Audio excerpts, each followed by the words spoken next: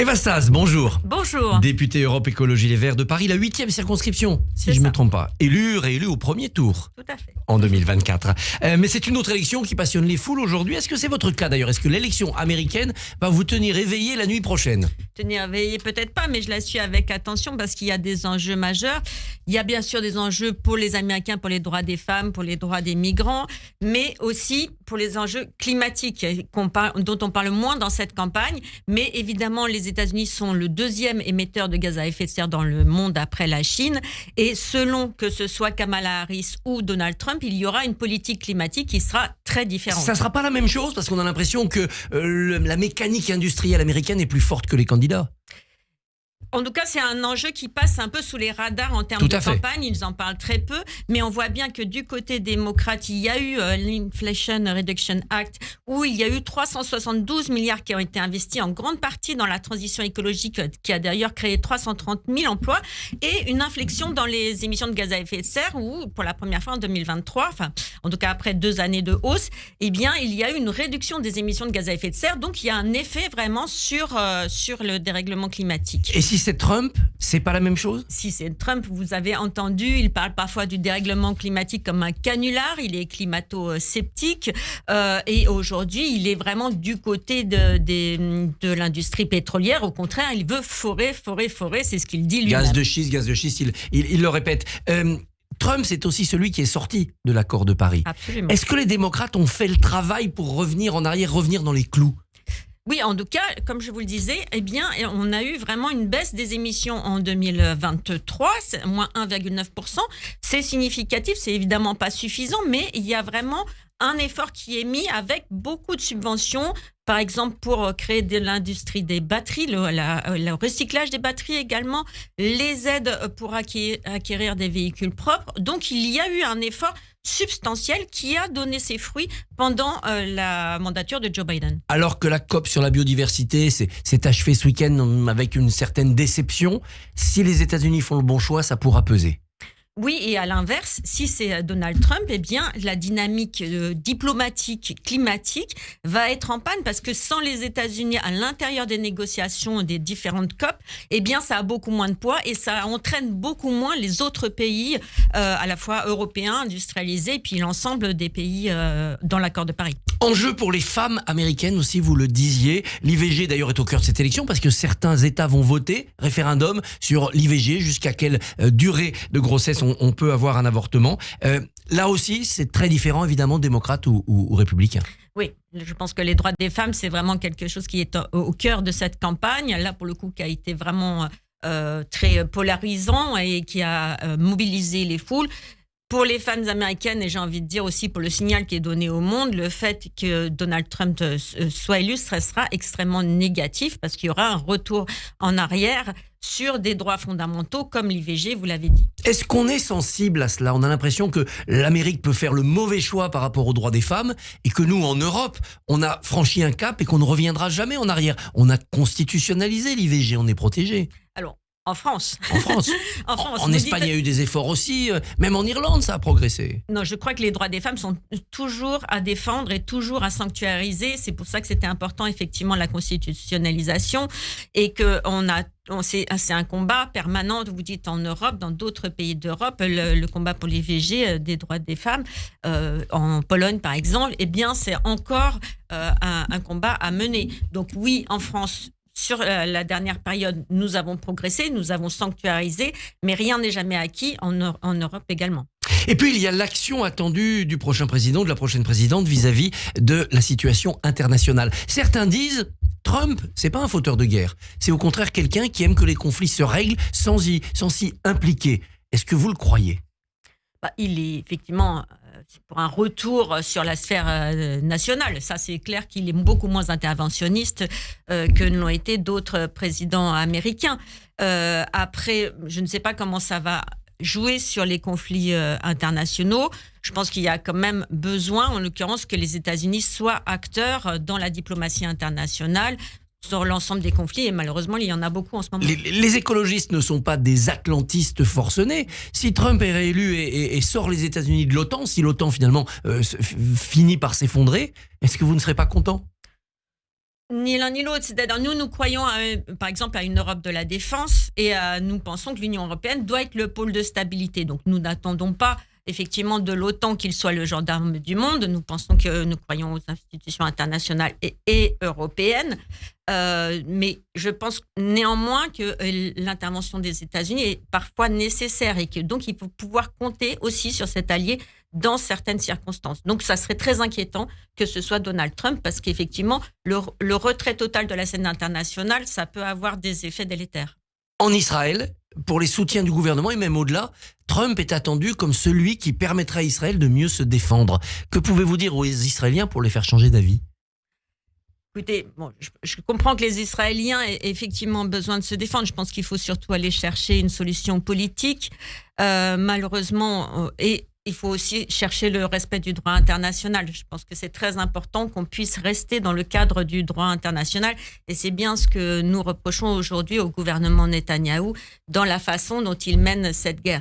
Donc oui, il faut bien sûr être aux côtés d'Israël et lui permettre de se défendre, mais il faut respecter ce cadre international. Et pour ça, c'est vraiment dans le cadre des Nations Unies qu'il faut s'inscrire et non pas chercher des alliés qui vont défendre coûte que coûte et quoi qu'il en coûte, j'ai envie de dire, du point de vue du droit international,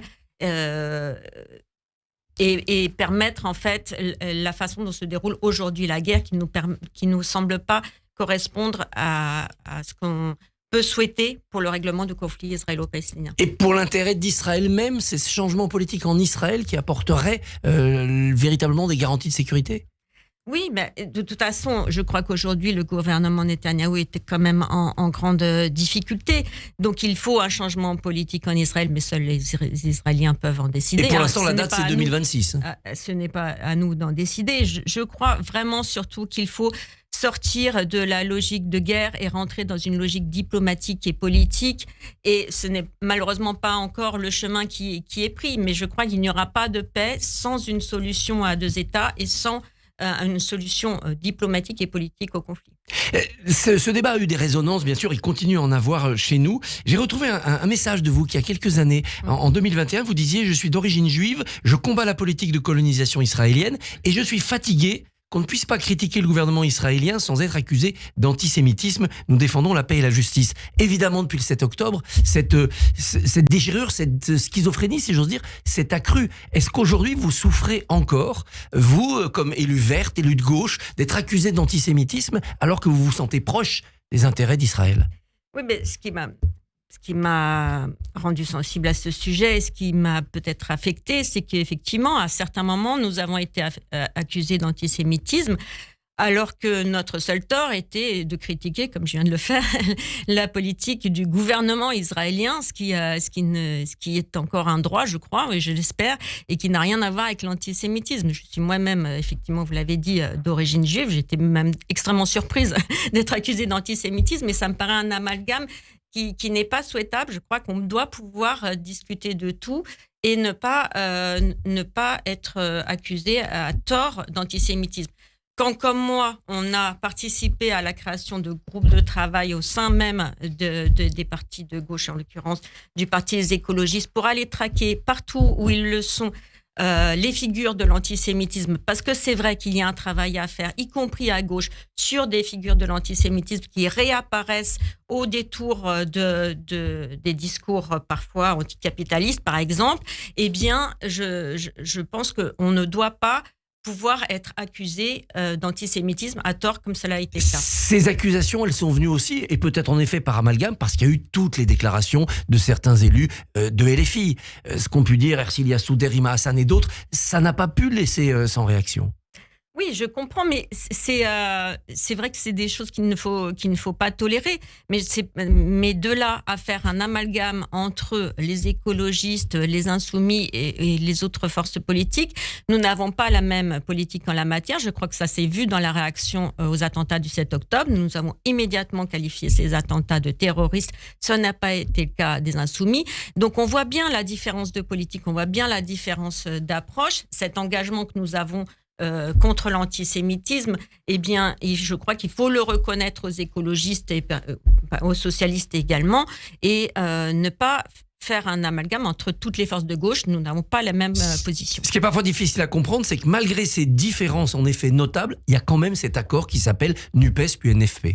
Oui, parce que nous avons des accords sur les questions sociales. Nous votons en ce moment dans l'hémicycle sur les questions budgétaires. Nous avons les mêmes options politiques en la matière. Nous souhaitons une contribution plus importante des plus riches et des grandes entreprises pour faire face au déficit public. Donc nous avons la même ligne en matière économique et sociale. Après, nous avons des divergences et nous les assumons en particulier sur la question de l'antisémitisme. Ça doit vouloir dire plusieurs candidats à la présidentielle. Je n'espère pas. Mais donc ça ne sera pas un insoumis. Ce que j'espère, c'est qu'il y aura une primaire ou en tout cas la désignation d'un candidat unique de la gauche. Mais cette question doit faire partie effectivement des critères qui feront que nous soutiendrons ou pas un candidat. Il ne peut pas y avoir d'ambiguïté sur la question de l'antisémitisme sur le candidat unique de la gauche. Vous évoquiez le budget. Bon, beaucoup de débats en ce moment, recettes, dépenses, etc. Ça se terminera par un 49.3. Vous travaillez presque pour rien. On travaille jamais pour rien en politique. On est là pour représenter les électeurs qui nous ont fait confiance et qui nous ont donné mandat pour défendre des options politiques, je le disais, avec plus de justice fiscale, plus de justice sociale et en l'occurrence pour nous défendre aussi les budgets de la transition écologique qui sont aujourd'hui sacrifiés dans ce budget. Donc non, nous débattons et nous souhaitons débattre et nous sommes heureux de pouvoir débattre jusqu'au bout. Après, oui, il y aura certainement un 49.3. Bon, ben, c'est malheureusement l'option qui a été prise en nommant ce gouvernement qui est minoritaire. Il n'a finalement d'autre choix puisqu'il n'y a aucun soutien dans l'Assemblée. Même ceux qui sont censés le soutenir sont totalement absents. Et d'ailleurs, c'est un scandale démocratique parce qu'aujourd'hui, nous n'avons pas de députés ou très peu de députés Renaissance ou les Républicains qui siègent, que ce soit en commission des finances ou dans l'hémicycle. Et donc, oui, il y aura certainement un 49.3, je le regrette. Ça peut faire tomber le gouvernement s'il y a une motion de censure avec une majorité. Je l'espère parce que ce gouvernement n'est pas représentatif du vote des dernières législatives de 2024. Donc, on a besoin d'un gouvernement qui soit proche des options qui ont été prises par les électeurs en juin 2024, c'est-à-dire un gouvernement issu du nouveau Front populaire, puisque c'est la coalition qui est arrivée en tête. Un mot pour finir des inondations en Espagne. Oui. Quelles leçons vous en tirez ? Je trouve ça terrible, c'est vraiment... on parle souvent du coût de l'inaction et du coût de l'inaction politique. Alors ce coût de l'inaction, il est à la fois financier, par exemple les inondations en France l'année dernière, où l'ensemble des événements climatiques plutôt ont coûté 6,5 milliards d'euros. Je pense qu'il faut se rendre compte de ce que ça représente, mais c'est surtout un coût humain. Et c'est ce dont on s'aperçoit vraiment en Espagne, c'est que le dérèglement climatique a des conséquences très directes, très violentes et que ça n'est pas acceptable. Et je suis un peu en colère parce que, en vérité, tout ça, c'est le fruit de l'inaction, le désengagement des États dans la transition écologique. Quand je vois que malgré les conséquences visibles dans notre quotidien, le gouvernement français recule encore sur la transition écologique, n'investit pas puisqu'il coupe dans les budgets de l'ADEME, dans les budgets du Fonds vert, par exemple. Et pire encore, il coupe dans les budgets de l'adaptation. L'adaptation, c'est ce qui permet d'éviter ces inondations. Il ne met pas l'argent nécessaire. Il faudrait 450 millions d'euros pour le fonds Barnier, par exemple, qui fait de la prévention des inondations. Eva Sas, merci et bonne journée. Merci. Merci beaucoup Christophe. On vous retrouve demain. Votre invité sera Anne-Laure Blin, députée LR de Maine-et-Loire.